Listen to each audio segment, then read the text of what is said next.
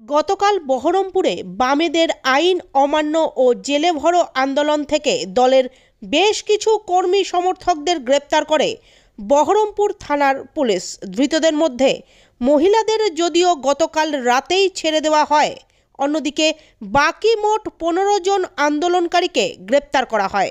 ধৃতদের জেলা আদালতে তোলা হয়েছে আজ। নিয়ম অনুসারে আজ সকালে শারীরিক পরীক্ষার জন্য বহরমপুর থানা থেকে তাদের নিয়ে যাওয়া হয়েছিল মুর্শিদাবাদ মেডিকেল কলেজ হাসপাতালে। তারপর তাদের পাঠানো হয় আদালতে। ধৃতদের বিরুদ্ধে আইন অমান্য করার অভিযোগে যথাযোগ্য আইনানুগ ব্যবস্থা গ্রহণ করবে আদালত। এখনো পর্যন্ত এমনটাই জানা গিয়েছে পুলিশ প্রশাসন সূত্রে।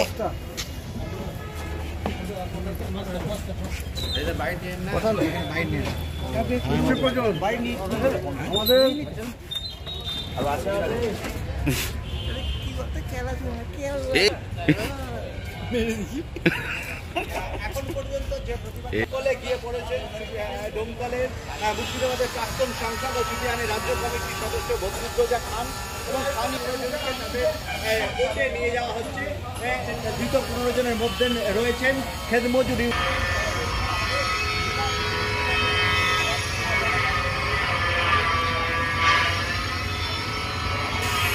গাড়িতে রেখে আমি